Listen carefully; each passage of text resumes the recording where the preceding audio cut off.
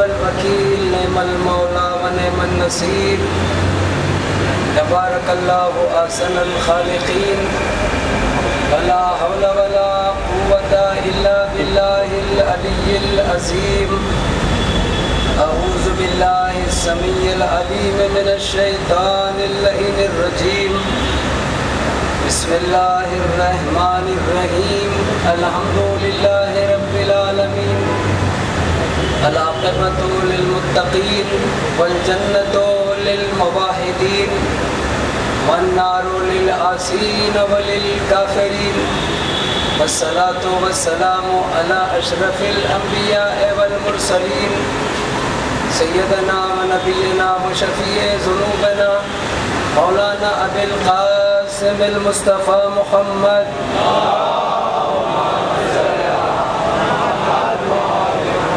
وعلی آلہ الطیبین الطاہرین المعصومین المظلومین لا سیما الامام المبین بقیت اللہ العظم فی الارض اجمعین الذین اذهب اللہ عنہم الرجس وطہرہم تطہیرا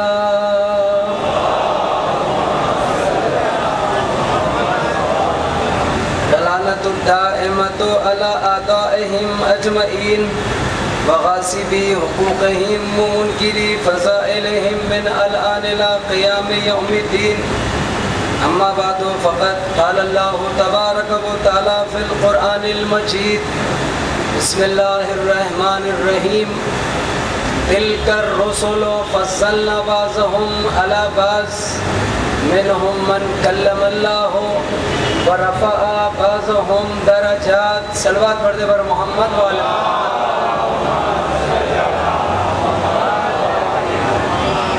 عزیزان محترم، میں بہت جلدی یہ تینوں تقریریں آپ کی خدمت میں رکھوں گا اور انشاءاللہ وہ ساری باریکیاں انبیاء کے بارے میں جیسا اب تک آپ نے سنا، میں نہیں چاہتا کسی بات کی تکرار ہو اور کسی بات کی میں ریپیٹیشن یعنی ریپیٹ کروں، لہٰذا جلدی ہم اپنے موضوع کو آگے بڑھائیں گے اور انشاءاللہ یہ وعدہ بھی ہے کہ جو پوائنٹس جو نکات اور بہت ساری چیزیں رہ گئی، یہ تو سمندر میں سے میں نے ایک لوٹا آپ کی خدمت میں دیا ہے، ساری باتیں بیان کرنے کے لیے تو بہت چاہیے، 40 تک اشرا چلے گا اور ایک مجلس 2 گھنٹے کی ہونی چاہیے، تب جا کر کچھ حد تک ہم پہنچیں گے، لیکن میں نے پوری ایمانداری سے یہ کوشش کی ہے کہ آپ کی خدمت میں تاریخ انبیاء، قصص قرآن اور حالات انبیاء میں سے وہ پوائنٹس، وہ نکات اور وہ نالج یا معلومات میں نے دیا ہوں جس سے یکسر عام پبلک عوام الناس محروم ہے،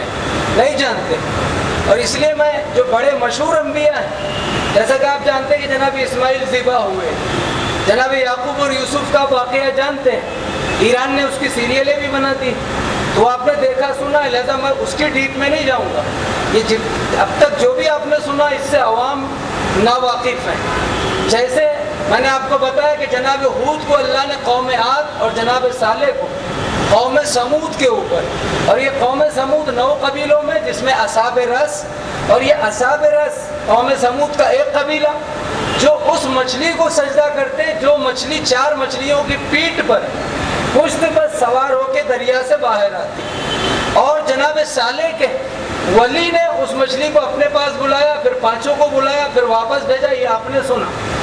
اب چونکہ اصحاب رس نے نہیں مانا، عذاب آیا، تیز ہوا چلی اور وہ پورا قبیلہ اصحاب الرس، قرآن نے پورا واقعہ بیان کیا ہے، وعادن و سمودن و اصحاب الرس، اب قرآن پڑھیے، بہرحال وقت نہیں ہے ڈیٹیل کا، اور اس کے بعد اللہ نے تیز ہوا میں وہ لوگوں کو جو مچھلی کی پوجا کرتے اسی دریا میں ان کو ڈبو دیا۔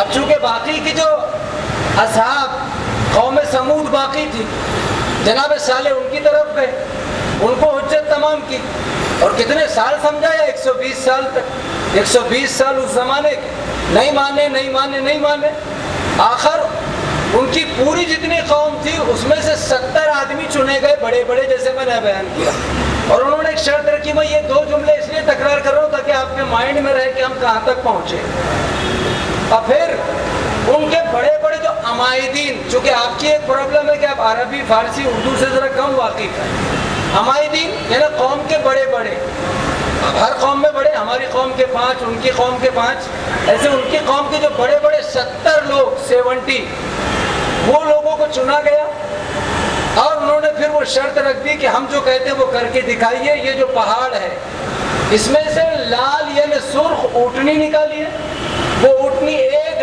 میل لمبی ہو اور اس میں 10 مہینے کا شکم میں بچہ رہے۔ تینوں شرطیں پورے کر دی، لیکن پھر نتیجہ کیا ہوا؟ ان ظالموں نے اور ایک شرط لگا دی، اونٹنی لال بھی نکلی، 1 میل لمبی بھی اونٹنی آ گئی، 10 مہینے کا بچہ بھی۔ اب انہوں نے کہہ دیا چوتھی شرط ہماری یہ ہے، یہ بچہ فوراً ہونا چاہیے، وہ ماں بن جانا چاہیے۔ جناب صالح نے دعا کی، اللہ نے آرڈر دیا، فوراً بچہ ہو گیا۔ اب نتیجہ یہ ہوا کہ یہ پوری قوم چونکہ بہت پھیلی ہوئی تھی، سینکڑوں ہزاروں کی تعداد میں، اور جناب صالح نے کہہ دیا کہ اب یہ اونٹنی میری ہے، جناب صالح نے نکالی۔ اور اس لیے سن لیجئے کہ یہ اونٹنی جو صالح نے پہاڑ سے نکالی اور وہ جو بچہ اس نے پیدا کیا، یہ دونوں بھی جنت میں جائیں گے، یہ اہل بیت نے بتایا۔ یہ بھی سن لیجئے۔ اب میں اس سال تو نہیں لیکن آئندہ سال اس میں کے جو پوائنٹ ہے، جیسے ایک سوال ہے آپ کی خدمت میں بہت مزیدار، ایک بہت ہی خاص ہے، پورے عشرے کا خاص پوائنٹ ہے، ہو سکتا ہے آپ میں سے اکثر جانتے ہیں۔ مثلا 10 چیزیں کون سی ہیں جو مومن کے لیے باعث سکون ہے؟ 10 چیزیں دنیا میں کون سی ہیں جو مومن کے لیے باعث سکون ہے؟ ایک صلوات پڑھتے پر محمد وآل محمد۔ تو 10 چیزیں میں ابھی نہیں بتاؤں گا، آئندہ سال، نیکسٹ ایئر۔ مثلا ان 10 چیزوں میں ایک چیز سن لیں کہ مومن کے لیے 10 چیزیں جو سکون کی ہیں، اس میں سب سے بہترین سکون ایک مرد کے لیے اچھی بیوی کا انتخاب ہے۔ یعنی بہترین چیز ہے کہ نہیں؟ لیکن سبحان اللہ کی ضرورت نہیں، ورنہ عورتیں ناراض ہوں گی۔ مولا کہہ رہے عورت کے لیے بہترین سکون یہ کہ اس کا ہسبینڈ سب سے زیادہ نیک ہو، دونوں کے لیے برابر عدالت ہے۔ اب یہاں سے بات کو ہم آگے بڑھاتے، یہ چیز ایک مرتبہ پوچھا گیا، دروازے آل محمد پر سوال کیا، دیکھیے یہ جواب کوئی نہیں دے سکتا، آج جس کو نالج نہ ہو جا کے سوال کرو۔ ہمارے عرب کے دوسرے امام نے بتایا، سردار جنت مولا حسن، کیا پوچھا گیا؟ مولا آدم سے قیامت تک وہ کون کون سی مخلوق ہے جو بغیر ماں باپ کے پیدا ہوئے؟ مثلا جناب عیسیٰ بغیر باپ کے پیدا ہوئے، لیکن وہ کون کون سی مخلوق ہے جو بغیر ماں باپ کے، نہ فادر نہ مدر، نہ ماں نہ باپ، بغیر ماں باپ کے پیدا ہوئے؟ اور امام نے چٹکی میں جواب دے دیا اور بتلا دیا۔ تو ایسے یہ جو پوائنٹ ہے، ایسے تقریباً 50 پوائنٹ ہے، اگر میں وہ رکھوں گا تو نتیجہ ہوا کہ یہ عشرہ جو ہے عاشور کے بعد تک چلتا رہے گا اور باقی کی باتیں رہ جائیں گی۔ یہ اس لیے میں آپ کو رکھ رہا ہوں تاکہ آپ کے اندر ایک لطف اور مزہ باقی رہے۔ ایک صلوات پڑھتے پر محمد وآل محمد۔ تو ادھر چاروں شرطیں پوری ہوگی، 1 میل لمبی اونٹنی، لال اونٹنی، 10 مہینے کا بچہ، اور بچہ پیدا ہو گیا۔ اب جناب صالح نے کہا کہ بھائی سنو اے قوم سمود، تم تو سدھرنے والے نہیں، لیکن اتنا سن لو کہ جو پانی ہے، یہ پانی جو ہے اس میں سے ایک دن میری اونٹنی پانی پیے گی اور ایک دن تمہارے سارے جانور پانی پیئیں گے۔ اور یہ اونٹنی اتنا دودھ دیتی کہ پوری قوم سمود سیراب ہوتی۔ سوچئے قدرت کا کرشمہ۔ اور نتیجہ یہ ہوا کہ جو بڑے بڑے قوم کے تھے، میں مراٹھی زبان میں کہوں، مہاراشٹرین زبان میں، ان کا دھندا مندہ ہو گیا، غریبوں کا فائدہ ہو رہا تھا، تو غریب تو بے فکر تھے، ان کو کوئی خیال نہیں۔ لیکن قوم سمود کے جو مالدار پیسے والے بڑے بڑے تھے، اس لیے کہ نہ ان کا دودھ بک رہا ہے، نہ کوئی ان کے جانوروں کی طرف دیکھ رہا ہے، سارے فائدے تو اونٹنی سے مل رہے ہیں، لہذا پلان تیار ہو گیا کہ ابھی اس اونٹنی کو قتل کرنا ہے۔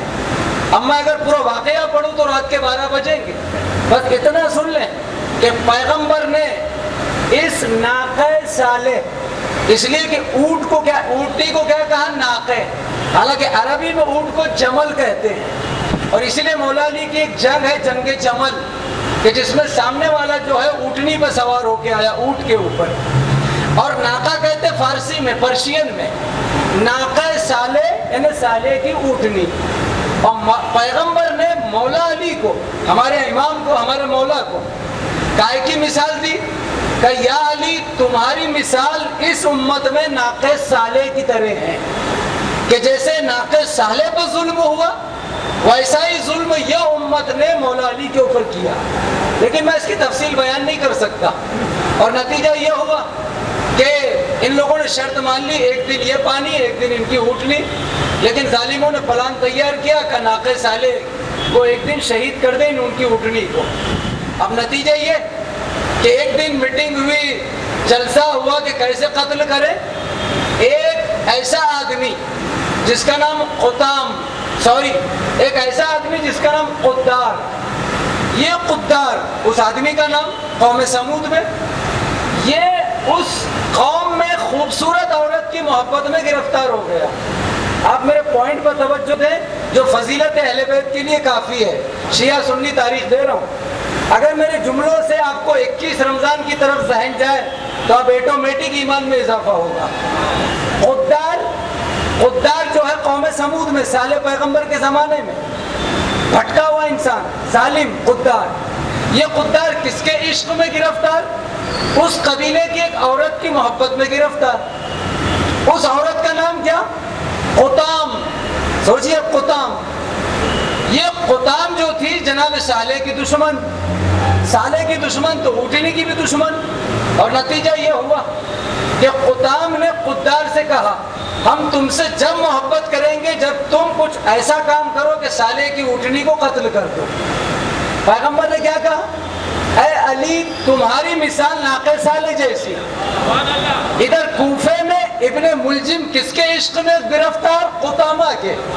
قدرت کا انتظام دیکھیں، جو صالح کو مار رہا ہے وہ بھی قطام کے عشق میں، جو علی کو ضربت لگا رہا ہے وہ بھی قطامہ کے عشق میں.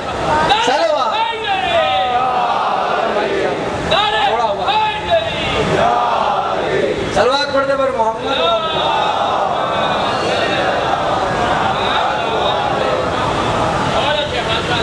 اور نتیجہ یہ ہوا کہ عشق قطام میں قدار نے اپنے ایک دوست کے ذریعے جب یہ اونٹنی صالح پیغمبر کی پانی پی کر آ رہی تھی اپنے نمبر سے، ایک دن ان کا ایک دن ان کا، ان ظالموں نے اس کو شہید کر دیا، انہیں قتل کر دیا. اب ذرا خالی پہلو کو دیکھیے کیسے قتل کیا. اس پر ایسے حملہ کیا اور وار کیا کہ اونٹنی پیروں کے بل گر پڑی، اور جب گری تو اپنے خون میں لوٹنے لگی. اس کا جو بچہ تھا وہ حسرت بھری نگاہ سے اپنی ماں کو تڑپ کر دیکھ رہا تھا. ادھر اس کی ماں تڑپ رہی، ادھر بچہ آسمان کی طرف دیکھ رہا ہے، اور دل ہی دل میں کہہ رہے پروردگار میں نے یا میری ماں نے اس قوم کا کیا بگاڑا.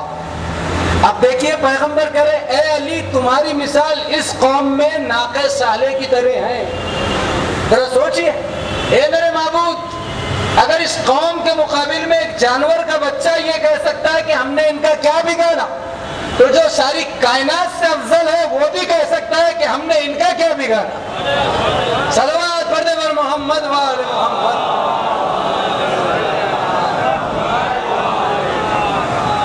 اور نتیجہ یہ ہوا کہ ان ظالموں نے اس کی ماں کو قتل کر دیا. وہ خون میں تڑپنے لگی، بچہ دیکھنے لگا حسرت بھری نگاہ سے خدا کی طرف. آسمان سے مراد خدا آسمان پر نہیں ہے، لیکن ایک عمومی ظاہری طور پر ہم اوپر رجوع کرتے ہیں کہ ہر چیز اوپر سے نازل ہوتی ہے، ورنہ خدا ہر جگہ. بہرحال اور یہاں تک کہ جب اس نے دیکھا کہ اس کی ماں تڑپ تڑپ کر، آپ یہ بھی سن لیں اگر میں پورا یہ اونٹنی کے مرنے کا واقعہ بیان کروں تو آپ رونا شروع کر دیں گے، لیکن وقت نہیں ہے. بچے نے جب ماں کو تڑپتا ہوا دیکھا اور دیکھا مر چکی، انتقال ہو گیا، جانور ہے اونٹنی کا بچہ، دوڑ کر اسی پہاڑی پر چڑھ گیا جس پہاڑی سے ماں نکلی تھی. آپ پوائنٹ کو سمجھیے، اسی پہاڑی پر چڑھ گیا جس پہاڑی سے جناب صالح نے حکم خدا سے اونٹنی کو نکالا تھا، اور بچہ اوپر چڑھ گیا. جب یہ واقعہ ہوا اس وقت جناب صالح کسی اور کام سے کہیں گئے تھے. ان کو جب وہاں خبر پہنچی تو دوڑے ہوئے آئے اور پوچھا کہ وہ بچہ کہاں ہے اونٹنی کا. روتے ہوئے دیکھا پہاڑ کی چوٹی پر کھڑا ہے. جناب صالح دوڑے پہاڑ پر چڑھے، جیسے ہی اونٹنی کے بچے کے قریب صالح پیغمبر پہنچے تو اونٹنی کا بچہ صالح نبی کو دیکھ کر رونا شروع کر دیا اور اس کے آنکھوں میں آنسو آ گئے. یہ تاریخ انبیاء مورخین علماء کے فکر ہے. جیسی رو جناب صالح نے آغوش میں لیا. اب 3 پوائنٹ سن لیجئے. یہاں روایتیں بہت کچھ لکھتی ہیں لیکن ہم گھر اہل بیت سے روایت پڑھیں گے. ادھر اب علماء نے لکھا, چھٹے امام نے فرمایا, 11ویں امام نے فرمایا. چونکہ ساری تاریخ جو میں پڑھ رہا ہوں یہ سب اہل بیت نے بتائی. اب اس میں فضیلت سن لیں.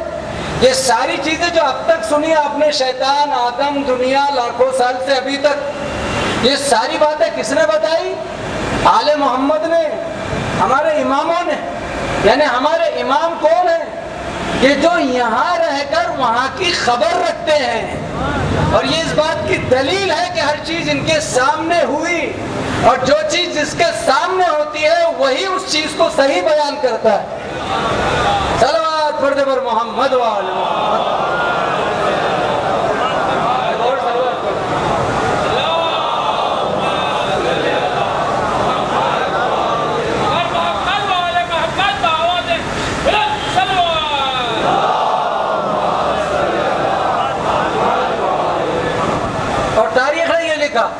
پہاڑ پر ناقے صالح اونٹنی کے بچے نے جب صالح پیغمبر کو دیکھا, جانور ہے جانور, اونٹ کا بچہ ہے, مگر ماں کے قتل پر خدا بھی سمجھ میں آ رہا ہے, اور تعزیت کے لیے سب کو ظالموں کو چھوڑ کر پہاڑ پر بھاگا. تو رویا کب؟ جب نبی آئے تو نبی بھی سمجھ میں آ گیا. یعنی نبی کے زمانے کے نیک جانور کے سمجھ میں نبی آ گئے. میں کچھ کہہ رہا ہوں لیکن یہ کیسے؟ ایک محمد تو چھوڑیے, 14 اس لیے کہ پیغمبر کے اولون محمد, آخرون محمد, اوسطون محمد, کلون محمد, ہم میں کے سب محمد ہے. مسلمانوں ایک کو تو پہچان لیا ہوتا ہے تاکہ آج اسلام اتنا بدنام نہ ہوتا. صلوات پڑھتے پر محمد.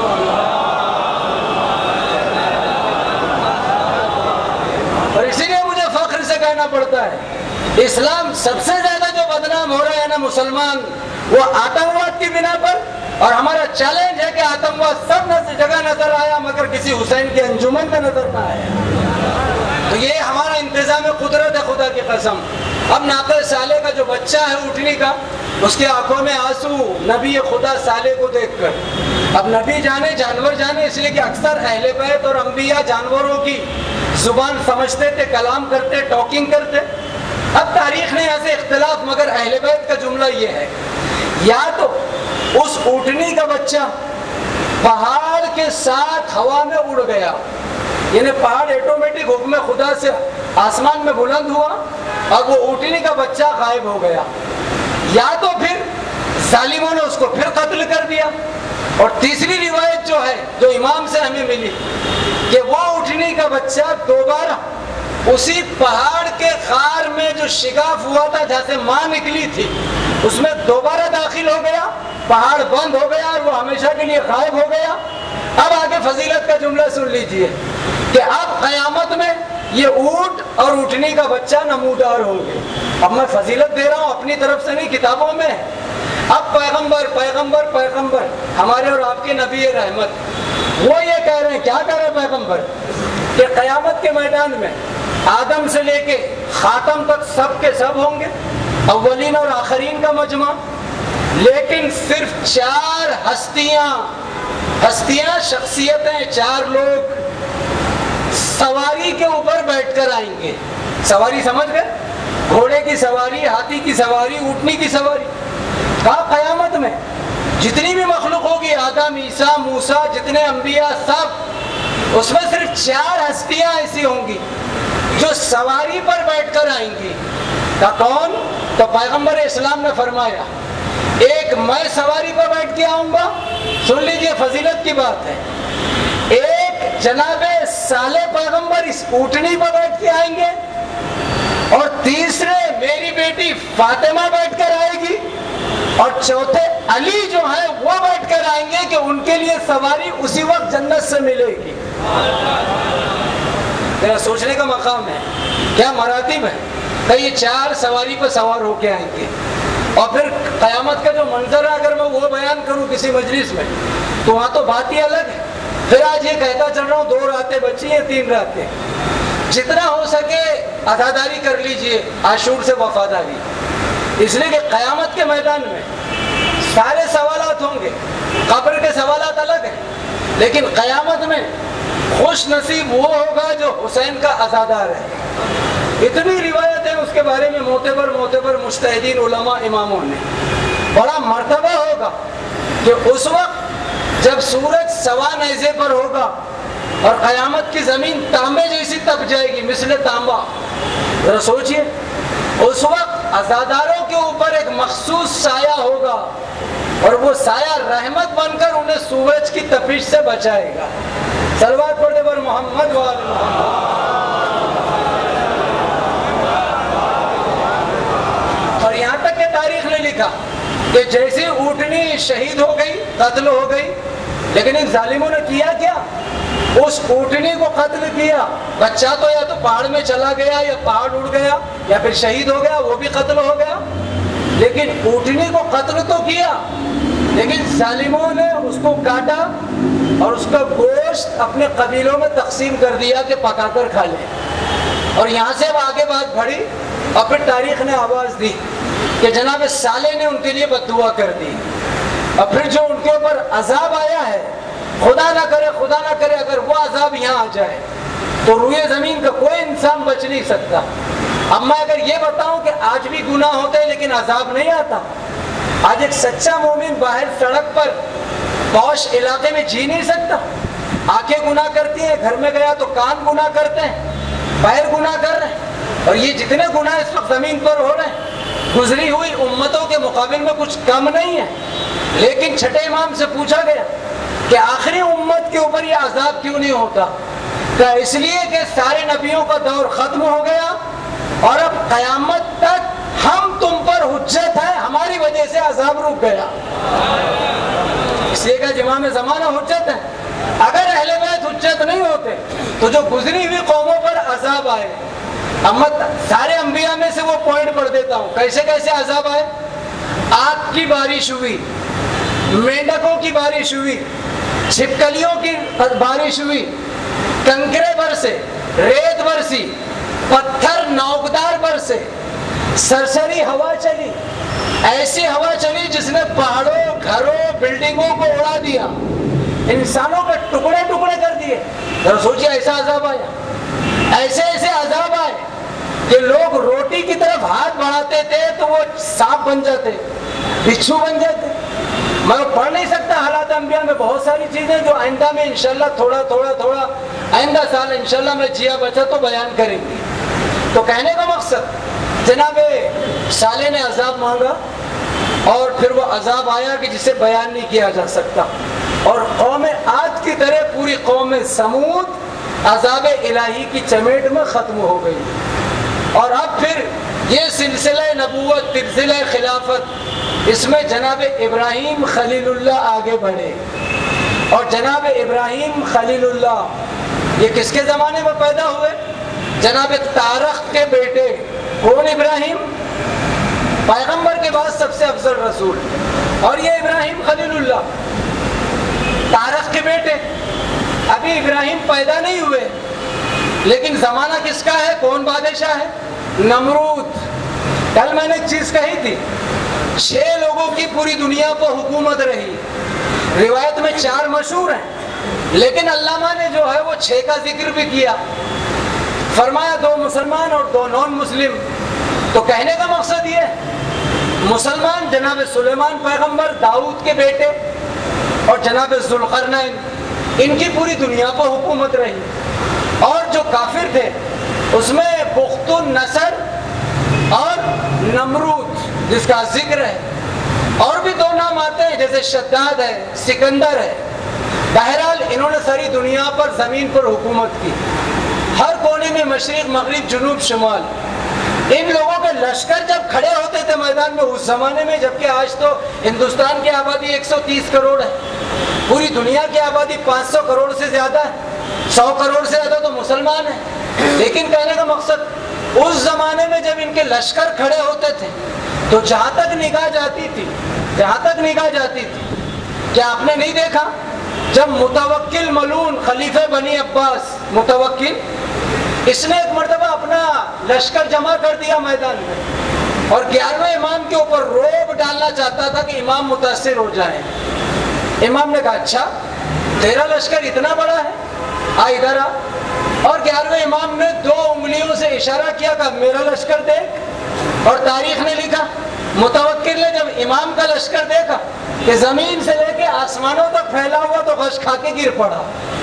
کیا فرمایا سن میں اور میرے دادا علی 11ویں امام نے کہا متوکل کیا ہمارے باپ دادا اور ہمارے دادا علی پورے 7 زمین و آسمان ہم اہل بیت کے اختیار میں ہیں مگر ہم اہل بیت وہی کرتے ہیں جو خدا چاہتا ہے. سروات پڑھ دو.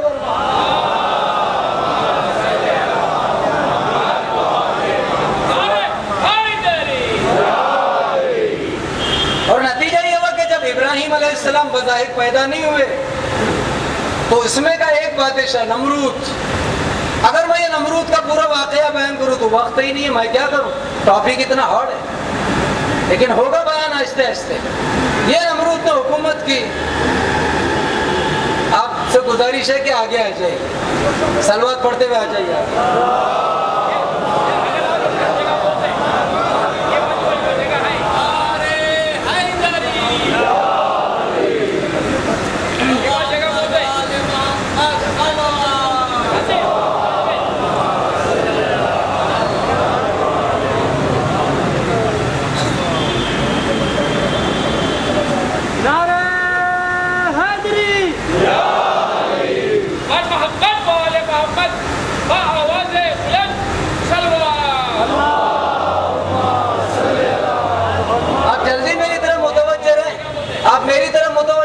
شیروں کا کوئی بھروسہ نہیں کب پولیس آئے گا اور کب مائک بند ہوگا, اس لیے کہ 2 مجلس میں مصائب خلاف ہو گئے. تو کہنے کا مقصد یہ ہے کہ ادھر مذاق کر رہا ہوں, ادھر آپ توجہ دیں. مزاح المومن عبادہ یہ حدیث ہے. مزاح المومن عبادہ, مومن سے مذاق کرنا عبادت ہے جس سے مومن آپس میں خوش ہو جائے. اور یہاں تک کہ مولا نے فرمایا ادخال السرور فی قلب المومن عبادہ, مومن کے دل میں خوشی داخل کرے تو 70 رکعت نماز سے زیادہ ثواب ہے. ادخال السرور فی قلب المومن عبادہ, کہ مومن کے دل میں خوشی داخل کرنا عبادت ہے, مگر مذاق ایسی ہو جو اس کا دل نہ توڑے, اس کی اہانت نہ کرے, اس کی عزت نہ خرید لے. تو کہنے کا مقصد یہ ہے کہ جناب ابراہیم خلیل اللہ پیدا ہوں گے, لیکن زمانہ کس کا ہے؟ نمرود. میں نے بتایا نا جنہوں نے حکومتیں کی پوری دنیا کو, اس میں نمرود. اب یہ نمرود کے بارے میں اگر میں پورے بیان کروں تو آپ کو خود مزہ آئے گا. آپ خود کہیں گے مولانا پڑھتے رہو 12 بجے تک. میں پڑھنے کو تیار ہوں, آپ سننے کو تیار ہے, لیکن مائک کی پرمیشن نہیں ہے. تو کہنے کا مقصد یہ ہے, اب اس کے بارے میں ذرا سن لیجئے اشارے. یہ بادشاہ تھا, لیکن جناب جو شیطان تھے انہوں نے نمرود کے کان میں آ کر کچھ پھونک دیا. اب تاریخ میں اختلاف ہے. اب جو پھونکا وہ یہ پھونکا کہ اے نمرود پوری دنیا تیرے اختیار میں ہے اور تو اپنے آپ کو بادشاہ کہہ رہا ہے. تو اس نے کہا پھر کیا کہوں, کہ اپنے آپ کو خدا کہے. اس لیے کہ کئی بادشاہ پوری دنیا پر حکومت کرتے ہیں, خدا ہی پوری دنیا پر حکومت کرتا ہے. تیرے پاس لشکر, فوج, دولت, خزانے, طاقت, قوت. اب کتنی طاقت. ابھی ابراہیم آئیں گے, ابھی پیدا ہوں گے, خلیل اللہ, اسماعیل اور اسحاق کے باپ, علی اور پیغمبر کے دادا. لیکن ادھر نمرود نے بھی سوچا واقعا, اس لیے کہ شیطان کے بہکنے میں اچھوں کو دیر نہیں لگتی. کیا کہہ رہا ہوں میں, مولانا بہک سکتا ہے, بڑے سے بڑا عالم بہک سکتا ہے, آپ بہک سکتے ہیں, ڈاکٹر بہکتے ہیں, وکیل بہکتے ہیں. جب ہم آپ بہک سکتے ہیں تو یہ تو نمرود پہلے سے نمرود ہے, اس لیے کہ غرور, تکبر. لہذا اب یہ بہک گیا کہ سب کچھ تو میرے پاس, اتنا اس کے پاس ہے, اتنا ہے کہ آپ سن کے تعجب کریں گے. کیا تعجب, اس نے ایک شہر بنایا, سٹی, ایسا شہر, اس کو اردو میں کیا کہتے ہیں, فارسی میں پائے تخت. پائے تخت کو آپ کیا کہتے ہیں, کیپٹل. انڈیا کا دلی, ایران کا تہران, جیسے ہر کنٹری کا ہے.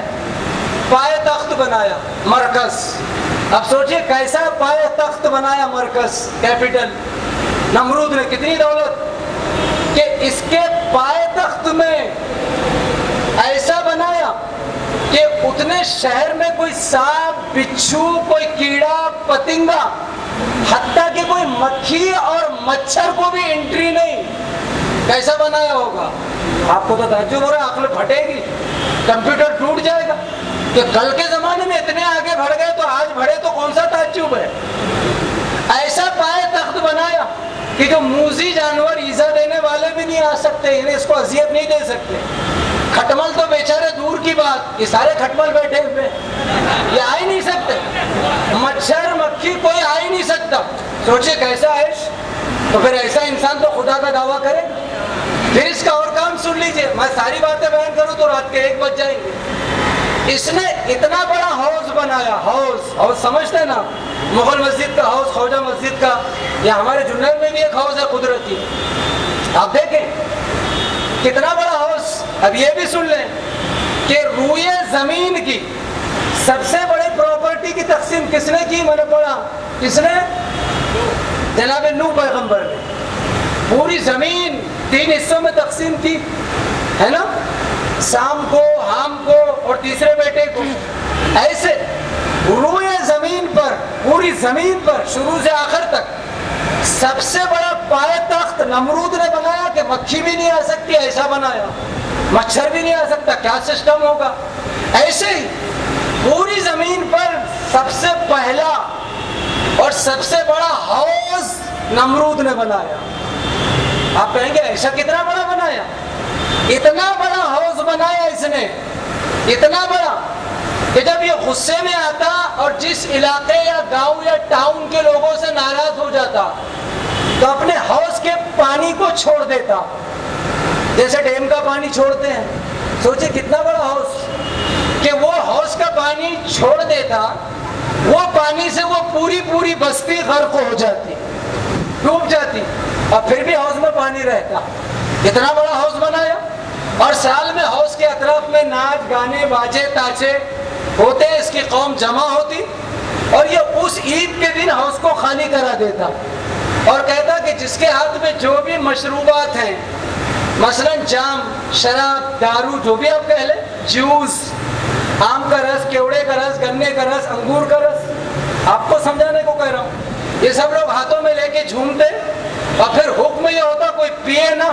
ہزاروں کی تعداد میں جام ہوتے، مشروبات ہوتی، ڈرنک ہوتی، یہ ساری ڈرنک اس حوض میں ڈال دی جاتی. پتہ نہیں یہ کون سا چکر تھا، کیا طریقہ تھا. اور ظاہر سی بات جو خدا، رسول اور اہل بیت کو چھوڑتے ہیں وہ سب ایسے ہی کام کرتے ہیں. صلوات پڑھتے پر محمد و آل محمد.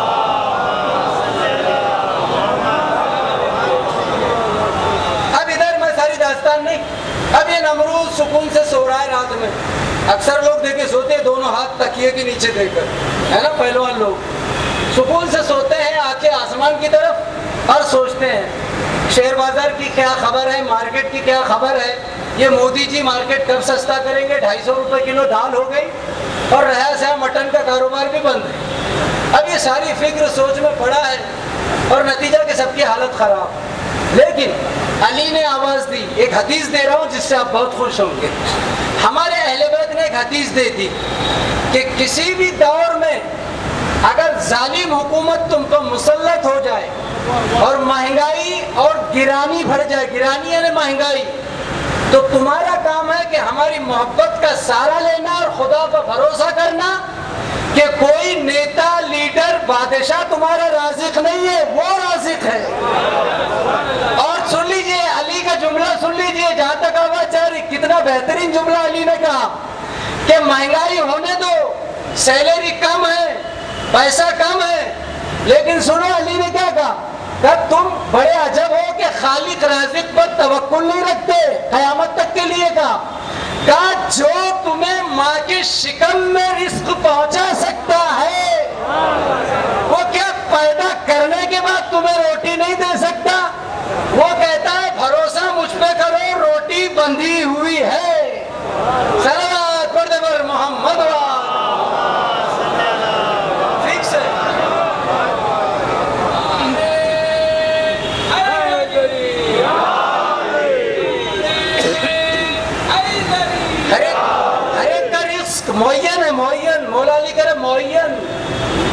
حدیث سن لے اہل بیت کی. مولا کہتے ہیں کہ بچہ پیدا نہیں ہوتا اس سے پہلے اس کے حصے کا رزق زمین پر آ جاتا ہے. اب سوچئے کیا لایا تھا آپ نے جب آئے تھے؟ خالی ہاتھ تھے, خالی ہاتھ جائیں گے, لیکن یہ سب کہاں سے آ گیا؟ دیا نا رازق نے. اور سنیے ایک پوائنٹ میں کہہ رہا ہوں اپنی طرف سے مولا کے صدقے میں, جو خدا آدم کے زمانے سے رزق دے رہا ہے, آج تک دے رہا ہے, وہ کل بھی دے گا. جو بت والوں کو دے سکتا ہے وہ خود اپنے والوں کو نہیں دے سکتا. جو علی کو چھوڑ کر جانے والوں کو دے سکتا ہے کہ وہ علی والوں کو نہیں دے سکتا. فرق اتنا ہے ہر ایک کو دیتا ہے, اپنی مصلحت سے دیتا ہے. کسی کو یہاں دے دیتا ہے تو وہاں محروم کر دے گا, اور کسی کو یہاں بھی دے گا وہاں بھی دے گا. صلوات پڑھتے پر محمد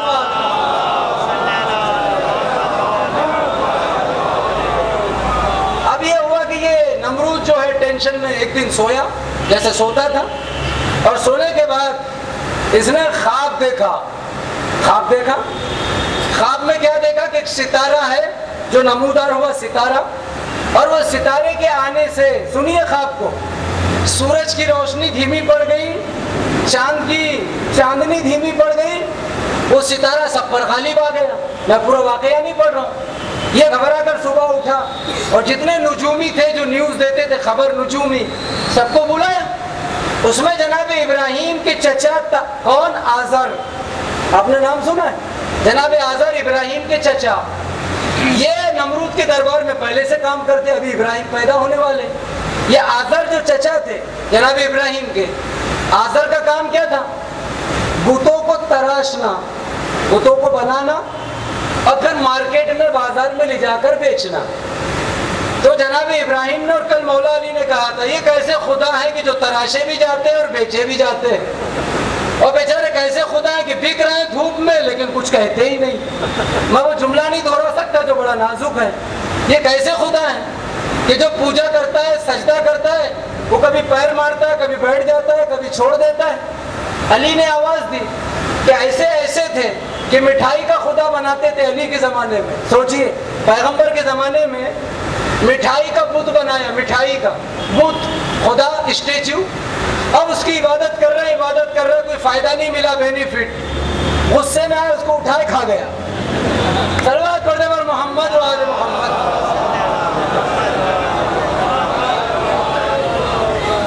یہ پیغمبر کے زمانے میں, مولا علی کے زمانے میں کچھ ایسے تھے جنہوں نے اپنے خدا بنائے, ان کو بٹھایا, ان کی عبادت کی. اب جو بھی کر رہے ہیں آپ سمجھیے, لوبان اور اگربتی اور موم بتی آپ کو سمجھانے.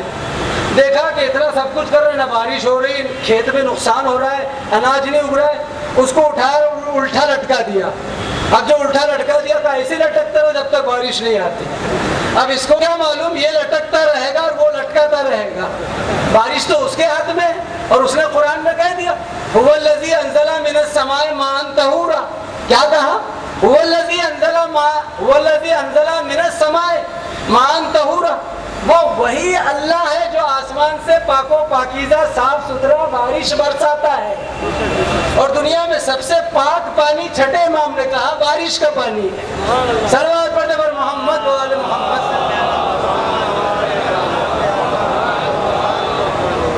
اب یہ تارخ بتوں کو تراشتا بیچتا, اور نمرود کے دربار میں اس کا بڑا مرتبہ تھا, رائٹ ہینڈ.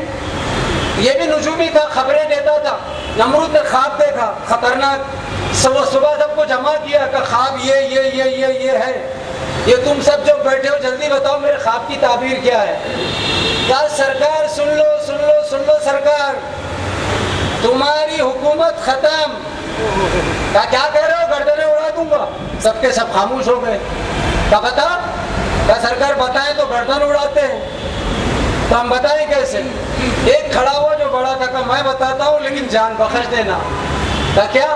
کہا تمہارے خواب کی تعبیر یہ ہے اے نمرود کہ تم کتنی بھی حکومت کر لو, ایک بچہ پیدا ہونے والا ہے, اور وہ بچہ تمہارے بتوں کو بھی توڑے گا اور تمہاری حکومت بھی ختم کر کے رہے گا.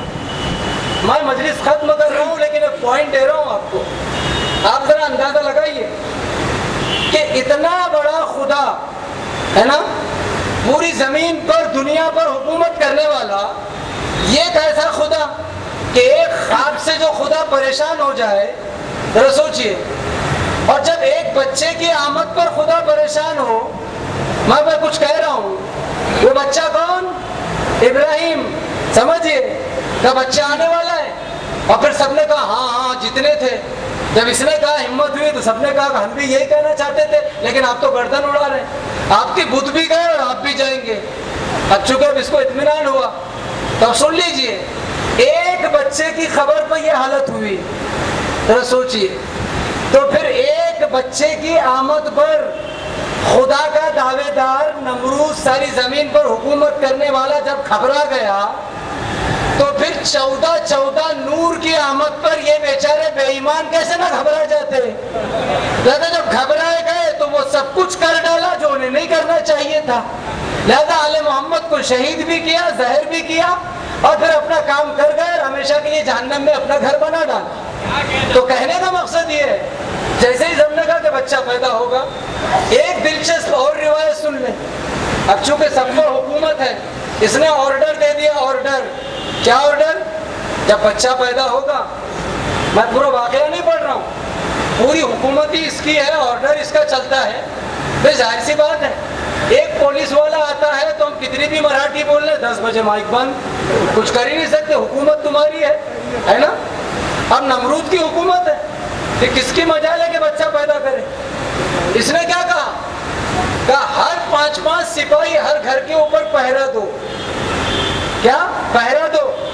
تاکہ کوئی مرد کسی عورت کے قریب نہ جائے اور کوئی عورت بچہ پیدا نہ کرے. یہ نازک جملہ ہے، حالانکہ شرم کا مقام نہیں. دوسرا پوائنٹ سنیں. اس نے دیکھا کہ معاملہ ایسا نہیں چلے گا، کہا جتنے بھی مرد ہیں سب کو شہر سے باہر نکال دو، جتنی عورتیں ہیں سب کو شہر کے اندر رکھو، بچہ پیدا ہی نہ ہو. قدرت آواز دے رہی، بھیا پیدا کرنے والے ہم ہیں. ہم تمہاری طرح خدا ہوتے تو ٹینشن میں آتے. ہم وہ خدا ہیں کہ جب کل کچھ نہیں تھا تو ہم تھے، اور جب کل کچھ نہیں رہے گا تو ہم ہی رہیں گے.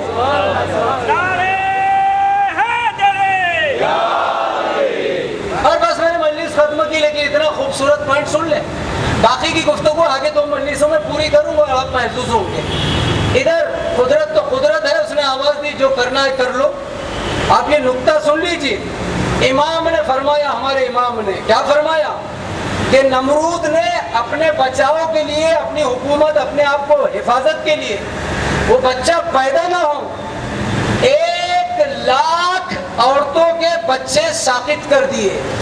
ساقط سمجھتے ہیں نا آپ؟ یعنی شکم کے بچے گرا ڈالے، جیسے جناب موسیٰ کے واقعے میں بھی ہے. 1,00,000 بچے. لیکن قدرت نے آواز دی تمہیں جو کرنا ہے کر لو. اور اللہ نے ابراہیم کی ماں کو باہر نکال دیا. کہاں سے؟ اس شہر کے بیچ میں سے، کسی کو پتا بھی نہیں چلا رات کے وقت میں. اور نتیجہ یہ ہوا کہ جیسے ہجرت کی رات میں علی بستر پر سوئے، پیغمبر نکل گئے، کفار دیکھتے رہ گئے کہ کہاں گئے. ایسے ہی ابراہیم کی ماں نکلی، شکم میں بچہ، اور جناب ابراہیم خلیل اللہ کی ماں پہاڑ کی طرف گئی. پہاڑ میں غار تھا، غار میں داخل ہو گئی اور وہاں پر جناب ابراہیم خلیل اللہ کی ولادت ہو گئی. یہ معتبر ہے. اب یہ بھی بڑی عجب چیز ہے. اے ابراہیم، تم پیدا ہوئے پہاڑ کے غار میں، اور تمہارا پوتا علی پیدا ہو رہا ہے اس گھر میں جسے تم بنا رہے ہو. کہ ابراہیم نے اپنے ہاتھوں سے کعبہ بنایا، پیدا علی ہو رہے ہیں. یہ انتظام قدرت ہے. ادھر ابراہیم پیدا ہو گئے غار میں، اور ماں جو ہے جب بچہ پیدا ہوا تو ٹینشن میں ہے کہ کہیں نمرود قتل نہ کر دے. بہت واقعہ ہے. ماں نے کیا کیا؟ پہاڑ کے غار کے اوپر، دہنے کے اوپر، منہ پر ایک پتھر رکھ دیا تاکہ کوئی جنگلی جانور یا کوئی اور بچے کو اذیت نہ پہنچائے. پتھر رکھ کے شہر میں واپس چلی آئی. قدرت نے انتظام کیا. ادھر ابراہیم بغیر ماں کے جنگل میں، پہاڑ کے غار میں، میں کچھ کہہ رہا ہوں اور مجلس ختم کر رہا ہوں. پہاڑ کے غار میں کیا کیا؟ اللہ نے حکم دیا، ابراہیم ماں چلی گئی، دودھ کون پلائے گا؟ کہاں سے پیو گے دودھ؟ ابراہیم نے انگوٹھا نکالا اور منہ میں ڈال دیا. ذرا سوچئے. ادھر انگوٹھا چوسنا شروع کیا.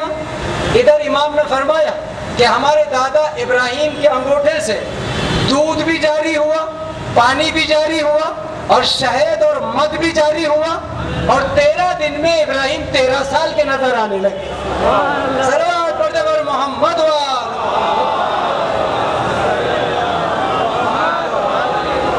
اور جناب ابراہیم بڑے ہوئے، نشو و نما ہوئی، اور پھر تاریخ میں بہت کچھ لکھا۔ جناب ابراہیم آئے بھی، سوچئے اتنی جلدی جلدی بڑے ہوئے۔ اس لیے امام نے ایک جملہ کہا ہے، میں کہہ کے چلوں تاکہ کہتے کہ آج بھی آپ گھر میں جائیے، جو بچہ پیدا ہوتا ہے چھوٹے چھوٹے، وہ اکثر مٹھی، انگلی یا انگوٹھا کبھی کبھی منہ میں ڈالتے ہیں۔ یہ جملہ مولا علی نے اور چھٹے امام نے کہا کہ سنو، تمہارے بچے بھی کبھی کبھی انگلی اور انگوٹھا منہ میں ڈالتے ہیں، تو سمجھ لو تمہارے بچے میں سنت ابراہیمی زندہ ہے۔ یہ امام کا فقرہ ہے، اور یہ قدرت آج آپ کا بھی بچہ، آپ کا ہمارا بچہ جب انگوٹھا ڈالتا ہے تو قدرت اسے کچھ نہ کچھ اس میں سے دیتا ہے، جب ماں دودھ نہیں دیتی۔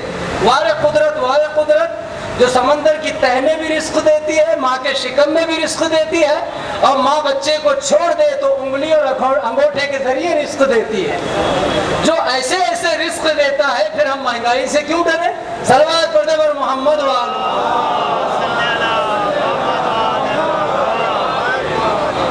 جناب ابراہیم پھر آ گئے بازار میں، مارکیٹ میں، شہروں میں تبلیغ شروع کر دی، اور یہاں تک کہ ایک بت کو پکڑ کے گردن میں رسی ڈالی، اور اس بت کی رسی کاندھے پہ ڈال کے بازار میں گھوم رہے ہیں۔ اگر میں یہ بت لے کے گھوموں تو میری کیا حالت ہوگی؟ یہ کیا کر رہا ہے، یہ کیا کر رہا ہے؟ اب یہ واقعہ آگے نہیں بڑھا سکتا، وقت ختم ہو رہا ہے۔ اور جناب ابراہیم نمرود کے دربار میں پہنچ گئے، تبلیغ کر دی، اور یہاں تک کہ جناب ابراہیم کی شادی ہو گئی ہاجرہ سے، پھر سارہ سے، ہاجرہ سے اسماعیل پیدا ہوئے، اور اسماعیل کے 5 سال کے بعد جناب اسحاق پیدا ہوئے۔ اسماعیل سے نسل چلی اہل بیت کی طرف، اور اسحاق سے نسل چلی یعقوب اور یوسف کی طرف۔ اس طریقے سے ابراہیم آگے بڑھے، اور پھر اسماعیل کا سلسلہ بنی ہاشم، عبد مناف، ہاشم، عبد المطلب، ابو طالب، عبداللہ، محمد، علی، فاطمہ، حسن، حسین سے ہوتا ہوا امام زمانہ تک آئے۔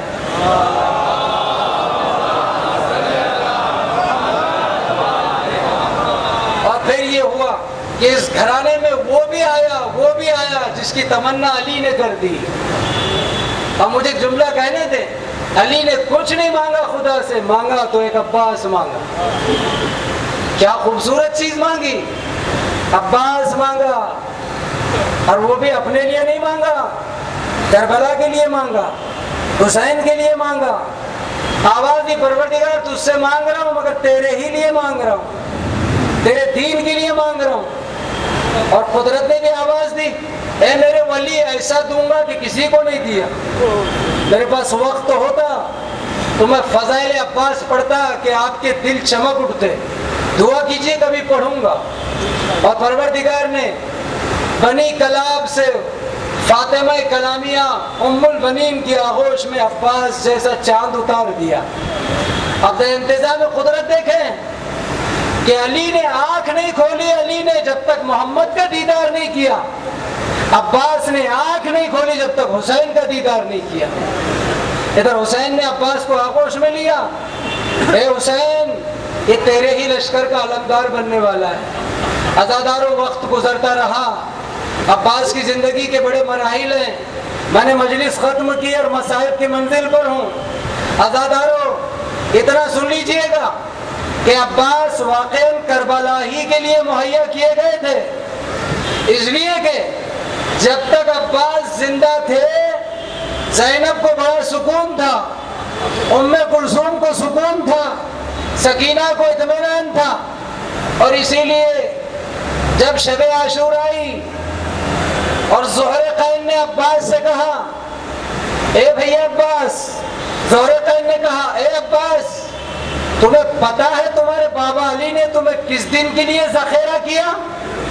عباس گھوڑے پر تھے شب عاشور، آواز دی، زہر تم میری شجاعت کو للکارتے ہو؟ اے زہر، اس رات کی صبح تو ہونے دو۔ عباس کو علی کا بیٹا نہ کہنا اگر میں نے ظالموں کو ان کے نتیجے تک نہ پہنچایا، لیکن کس کو معلوم تھا شیر کی حسرت دل ہی دل میں رہ گئی۔ عزاداروں، دو ہی فقروں میں مجلس ختم کر رہا ہوں، اتنا سن لیجئے گا عباس شب عاشور خیموں کے گرد تلایا کرتے ہوئے جب شہزادی ام کلثوم کے خیمے کے قریب گئے اور شہزادی کو روتے ہوئے دیکھا تو ایک جملہ کہا جیسے مسلم کی شہادت پر زوجہ مسلم عباس کی بہن تھی ان کو کہا تھا اے شیروں کی بہنیں رویا نہیں کرتی. شب عاشور شہزادی ام کلثوم کا رونا دیکھا, آواز دی شہزادی ارے غلام کی زندگی میں رونے کا سبب کیا ہے؟ شیروں کی بہنیں رویا نہیں کرتی. اجرکم اللہ. وہاں سے عباس پلٹے اور ایک مرتبہ صبح عاشور آئی, لاشوں پہ لاشیں آئے اور یہاں تک کہ عباس نے دیکھا اون و محمد کی لاشیں, قاسم کا بامال لاشا, اصحاب کے لاشیں, ہاتھوں کو جوڑ کے مولا کی خدمت میں مولا اب ہمیں بھی تو اجازت دیجیے. عزادارو اتنا جملہ رونے کے لیے کافی ہے. جیسے ہی عباس نے حسین کو کہا ہمیں اجازت دیجیے, ساری زندگی عباس نے حسین کو بھائی نہیں مولا کہا, ہمیں بھی تو اجازت دے. حسین نے کہا اے بھیا عباس تم میرے لشکر کے علمدار ہو. عباس نے آواز دی مولا وہ لشکر ہی کہاں رہا جس کے ہم علمدار تھے. ساری لاشیں پڑی ہوئی ہیں. بس حسین نے عباس کا اصرار دیکھا, اے بھیا خیموں سے بچوں کی آتش کی آواز بلند ہے, جاؤ جاؤ پانی کی سبیل پیدا کرو, میں تمہیں لڑنے کی اجازت نہیں دیتا. عباس نے حسین نے سکینہ کا مشکیزہ دیا, علم دیا. اور ایک فقرہ سن لے, عباس چلے لیکن مقاتل نے دو رخ بیان کیے. ادھر عباس چلے, اب تک ہر شہید مل کے چلا, عباس بھی مل کر چلے, لیکن مقاتل نے دوسرا جملہ اور رخ لکھا. جب عباس جانے کی تیاری میدان کی طرف, فرات کی طرف پانی لانے, تلوار نہیں ملی, علم ملا, حسین نے مشکیزہ دیا, شیر چلا. یہ خبر زینب کے کانوں میں پہنچی کہ تیرا بھیا عباس جا رہا ہے. علی کی بیٹی تڑپ گئی, اس لیے کہ سب سے زیادہ سکون اور اطمینان عباس سے تھا. ایک مرتبہ تڑپ گئی اور جاتے ہوئے شیر کو آواز دی اے بھیا عباس. جاتا ہوا شیر رکا, پلٹ کر آواز دی شہزادی تم نے بلایا. کہا بھیا روکتی نہیں, جاؤ جاؤ.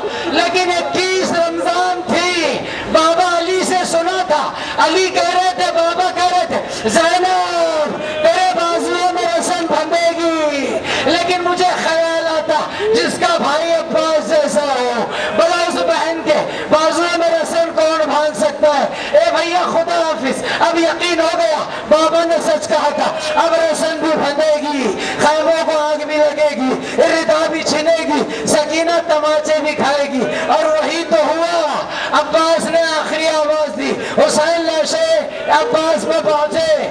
عزادارو ہر شہید کا لاشا حسین خیمے تک لائے, لیکن شیر کا لاشا ترائی پر چھوڑ دیا, اس لیے کہ آواز آئی تھی مولا میرے لاشے کو خیمے تک نہ لے جانا, میں سکینہ سے شرمندہ ہوں.